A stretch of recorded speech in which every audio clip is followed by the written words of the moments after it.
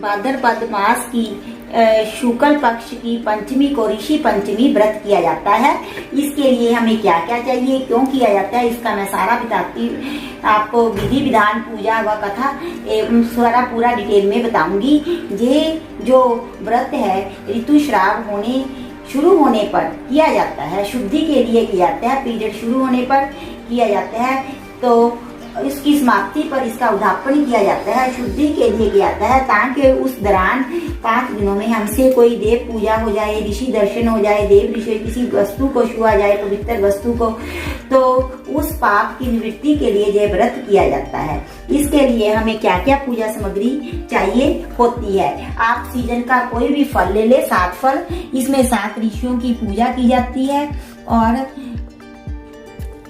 ये 7 फल ले, पूजा की सामग्री बता रही हूँ। कोई भी फल जैसे सेब, केला, अमरूद, जो भी सीजन में रहता है, 7 सुपारियां, 7 पान के पत्ते, मोली है मेरे पास, ये रोली है, दक्षिणा, धूप, दीप, ये पंचामृत है। पंचामृत मैंने कैसे बनाया है वैसे मैं बता चुकी हूँ, फिर भी बता देती हूँ। इसमें कच्चा दूध लिया है, दही लिया है, तो शहद डालना है, शक्कर नहीं डालनी, क्योंकि इस व्रत में हल से जोई हुई कोई भी वस्तु का सेवन नहीं किया जाता है, जो हल से जोड़कर खेत में बहाकर पैदा की जाती है। घी डाला है, गंगा जल डाला है। तो ये मेरे पास समा के चावल है। आप साठी के चावल जो ऊपर से मैरून कलर के छिलका से लिए होते हैं वो भी खा सकते हैं, और पूजा में भी इसकी व्रतों की प्रयोग किया जाता है। ये मेरे पास जल है, इसमें मैंने थोड़ा गंगा जल डाल लिया है। तो अब इस पे जो गंगा जल का पात्र है उस पे भी मैंने मोली बांध दी है, क्योंकि शुभ काम करने से पहले हम सभी मोली को अपने हाथ में भी धारण करते हैं, और जो पूजा की सामग्री में डालते हैं उसमें भी धारण करते हैं। मैं खुद भी मोली बांध लूंगी, क्योंकि हम आज व्रत कर रहे हैं। यह व्रत सारे भारतवर्ष में किया जाता है, सभी स्टेट्स में किया जाता है, और इसे लड़कियां और महिलाएं करती हैं। पूजा किस प्रकार स्टार्ट करनी है, आपके पास कोई भी लकड़ी की चौकी ले लें, तो उसके ऊपर हम ऋषियों की पूजा करेंगे। तो चौकी रखने से पहले हम क्या बनाएंगे, चौक पूरेंगे। चौक ये मैंने आटा लिया है, इस प्रकार से चौक बनाया जाता है। किसी भी शुभ काम में चौक पूरा जाता है, तो आप देख लें किस प्रकार से चौक पूरना है। ये काम आप कलर से भी कर सकते हैं, जो रंगोली बनाने के लिए काम में आती हैं। तो वो मैंने इसलिए नहीं किया कि सबके घर में रंगोली वाले कलर तो होते नहीं हैं, तो ये खुशी का प्रतीक होता है। चौक उसी घर में पूरा जाता है जिसमें खुशी रहती है। खुशी को हम ढूंढते हैं इन त्योहारों के माध्यम से। जो हमारा भारतवर्ष है उसमें बोला जाता है कि भारतवर्ष में हर दिन एक त्योहार होता है। जहाँ तो डिप्रेशन का, निराशा का कोई नाम निशान ही नहीं रहता था। भारतवर्ष में तो लोग खुशी से झूमते थे, नाचते थे। चाहे हमारे भारतवर्ष में इतने तरह तरह के राजाओं ने राज किया, मुगलों ने, अंग्रेजों ने, और हमें गुलाम बनाकर रखा, तब भी लोग अपने उत्सवों पर, त्योहारों पर इतनी गरीबी के बावजूद भी, गुलामी के बावजूद भी कोई ना कोई रीति रिवाज के रूप में खुश होने का बहाना ढूंढ लेते थे। इस प्रकार से हमने चौक पूरना होता है।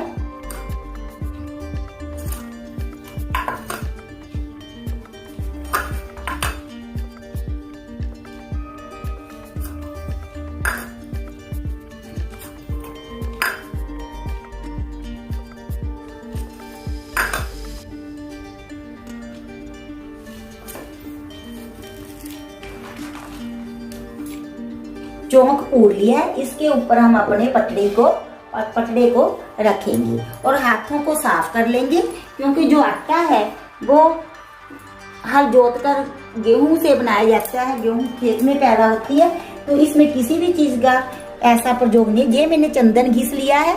अब हम क्या करेंगे कि चंदन से सप्त ऋषियों का स्वरूप बनाएंगे। थोड़ा गीला है, मैं इसे साफ कर लूं, तो गीले पे जो चंदन है वो ठहर नहीं सकेगा। इस प्रकार से मैं ऋषि बना रही हूं। तो पूजा शुरू करने से पहले आपको सुबह उठना होता है, नहा धोकर साफ उजले वस्त्र पहनने होते हैं। तो साफ सुथरे वस्त्र पहनिए और मन में संकल्प करिए कि आज मैं ऋषि पंचमी का व्रत कर रही हूँ। कई स्टेट्स में ऐसा भी विधान है कि छोटे लोटे से, जैसा मेरे पास पूजा में रखा है, 108 लोटे डालकर सिर पर बाल धोए जाते हैं और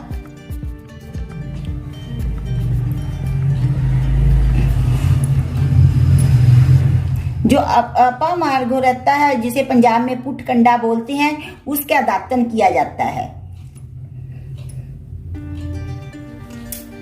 चंदन घिसकर हमने 4-7 ऋषियों के 7 स्वरूप बना लिए हैं।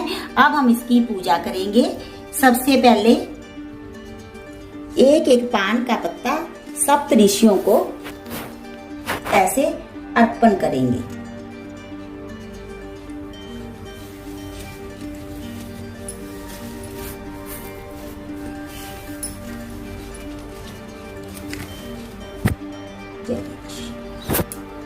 जय ऋषि देव, जय ऋषि देव, जय ऋषि देव, जय ऋषि देव, जय ऋषि। उन प्रत्येक ऋषि पर थोड़ी थोड़ी मोली अर्पण करेंगे।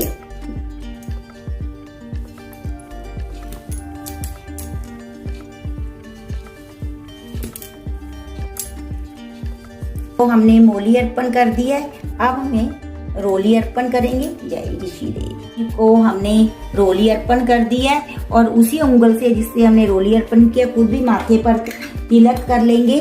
तो रोली अर्पण करने के पश्चात प्रत्येक रोली और मोली अर्पण, सुपारी अर्पण। जय ऋषि देव प्रणाम है, जय ऋषि देव प्रणाम है, स्वीकार करो। जय ऋषि देव प्रणाम है, स्वीकार करो। जय ऋषि देव प्रणाम, जय ऋषि देव स्वीकार करो। जय ऋषिवर स्वीकार करो।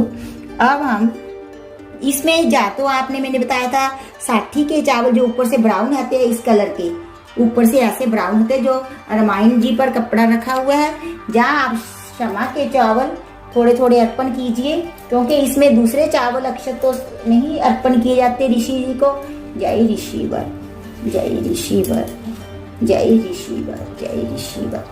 अब हम फल अर्पण करेंगे प्रत्येक ऋषि जी को, एक जो भी आपको ऋतु फल मिल सके इस ऋतु में आपके जहाँ उपलब्ध हो। जय ऋषि देव, जय ऋषि देव, जय ऋषि देव, जय ऋषि देव, जय ऋषि देव, जय ऋषि देव, जय ऋषि देव। कोटि कोटि। अब पंचामृत अर्पण करेंगे अच्छी तरह मिक्स करके, ताकि सभी चीजें जो हमने पंचामृत में डालनी है वो मिक्स हो सके। तो इस प्रकार से आपने सभी सप्त ऋषियों को पंचामृत का प्रसाद लगाना है। तो इसी प्रकार से जय ऋषि देव, जय ऋषि देव। थोड़ा थोड़ा पंचामृत सभी ऋषियों को अर्पण कीजिए। तो मैंने पंचामृत अर्पण कर दिया है। आप दक्षिणा अपनी श्रद्धा के मुताबिक सभी ऋषियों को दक्षिणा अर्पण कीजिए। जय ऋषि देव, जय ऋषि देव, जय ऋषि देव, जय ऋषि देव, जय ऋषिवर। तो मैंने अब इन्हें दक्षिणा भी अर्पण कर दी है। अब हम धूप दीप अर्पण करेंगे। घी का दीपक जला लीजिए और धूप जला लीजिए।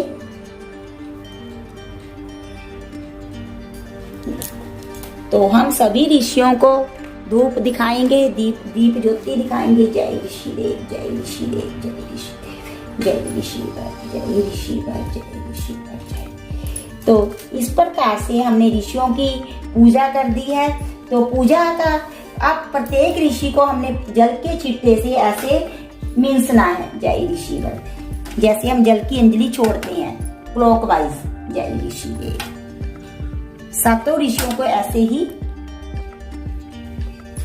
जय ऋषि देव, जय ऋषिवर, जय ऋषिवर, जय ऋषिवर, जय ऋषिवर, जय ऋषि देव। प्रणाम है, नमस्कार है। मेरी पूजा स्वीकार करो ऋषिवर। किसी प्रकार की गलती हो गई तो क्षमा करना जाए ऋषिवर। तो पूजा हमने कर लिया है, मैंने सारा विधान आपको बता दिया है कि किस प्रकार से हमने सप्त ऋषियों की पूजा करनी होती है, तो किस प्रकार से हमने पूजा करनी है। तो अब मैं आपको इसकी कथा बताती हूँ। तो जो हमने अर्ध जल दिया था उसका मंत्र भी बताती हूँ। तो क्या करना होता है मैं अब पढ़ूंगी, वो मैंने बताना था इसलिए नहीं पढ़ा था। कश्यपो अत्रि भारद्वाजो विश्वामित्र अथ गौतम जम दग्नि वशिष्ठ आचषा सप्त ऋषि सप्ते ऋषिया समृतः दान्तु पापम मे सर्वम ग्रहणा अर्धम नमो नमः। इस मंत्र से आपने अर्घ देना है। जब मैं मंत्र बड़ा करके भी आपको वीडियो में दिखा रही हूँ ताकि आप इसे पढ़ सके अर्घ देते समय। तो तत्पश्चात बिना बोई हुई पृथ्वी में पैदा हुए शाका आदि का आहार करके ब्रह्मचर्य का पालन करते हुए व्रत करें। इस प्रकार 7 वर्ष करके 8वें वर्ष में सप्त ऋषियों की सोने की अथवा चांदी की मूर्तियां बनाकर कलश स्थापित करके यथाविधि पूजन करके 7 गोदान 7 यम्यक ब्राह्मणों को भोजन कराकर उनका विसर्जन करें। उद्यापन विधि में आपको बाद में बता दूंगी किस प्रकार से किया जाता है। ये रास अबला होने पर शुरू किया जाता है और समाप्ति पर इसका व्रत की समाप्ति की जाती है। परंतु कई स्टेट में 7 वर्ष तक का करके 8वें वर्ष में भी इसका उद्यापन करते हैं। तो अब हम कथा प्रारंभ करते हैं। व्रत कथा। प्राचीन काल में सीताश्व नामक एक राजा हुए हैं। एक बार उन्होंने ब्रह्मा जी से पूछा, पितामह सब व्रतों में श्रेष्ठ और तुरंत फलदायक व्रत कौन सा है तथा उसे करने की विधि क्या है। तब ब्रह्मा जी ने बताया, राजन ऋषि पंचमी का व्रत ऐसा ही है। इसके करने से सब पाप नष्ट हो जाते हैं। इस संदर्भ में एक कथा सुनो। विदर्भ देश में उतंक नामक एक सदाचारी ब्राह्मण रहता था। उसकी पत्नी बड़ी पतिव्रता थी जिसका नाम सुशीला था। उस ब्राह्मण के एक पुत्र तथा एक पुत्री 2 संतानें थी। विवाह योग्य होने पर उसने समान कुलशील वर के साथ कन्या का विवाह कर दिया। देवयोग से कुछ दिनों के बाद वह विधवा हो गई। दुखी ब्राह्मण दंपति कन्या सहित गंगा तट पर कुटिया बनाकर रहने लगे। एक दिन ब्राह्मण कन्या सो रही थी कि उसके शरीर कीड़ों से भर गया। कन्या ने सारी बात माँ से कही। माँ ने पति से सब कहते हुए पूछा, प्राणनाथ मेरी साध्वी कन्या की यह गति होने का क्या कारण है। उतंक ने समाधि के द्वारा इस घटना का पता लगाकर बताया, पूर्व जन्म में यह कन्या ब्राह्मणी थी। इसके रास अवला होते ही बर्तन छू दिए थे। इस जन्म में भी इसने लोगों की देखा देखी ऋषि पंचमी का व्रत नहीं किया, इसलिए इसके शरीर में कीड़े पड़े हैं। धर्मशास्त्रों की मानता है कि रास अवला स्त्री पहले दिन चंडालिनी, दूसरे दिन ब्रह्म घातनी तथा तीसरे दिन धोबन के समान अपवित्र होती है। वह चौथे दिन स्नान करके शुद्ध होती है। यदि वह शुद्ध मन से अब भी ऋषि पंचमी का व्रत करे तो इसके सारे दुख दूर हो जाएंगे और अगले जन्म में अटल सौभाग्य की प्राप्ति करेगी।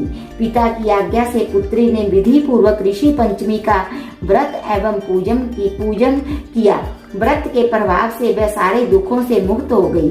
अगले जन्म में उसे अटल सौभाग्य सहित अक्षय सुखों का भोग मिला।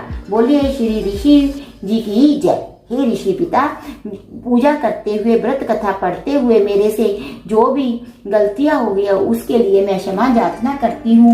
मेरे पापों को नाश कीजिए, हमें सद्बुद्धि दीजिए। हम भी आपकी तरह तेजस्वी बने, जीवन में अच्छाइयों को धारण करते हुए जीवन पथ पर आगे बढ़े। हमें उन्नति का जीवन में जीवन लक्ष्य को प्राप्त करने का आशीर्वाद प्रदान करे, सुख शांति समृद्धि का आशीर्वाद प्रदान करे। बोल ऋषि पितामह की जय। तो इसी प्रकार से मैंने पूजा अपनी समाप्त की है। तो अब मैं बताती हूँ कि इस सारी सामग्री को आपको क्या करना होता है। तो जो सारी सामग्री है वह हम किसी ऐसे उठाकर रखते जाएंगे। जय शिवर।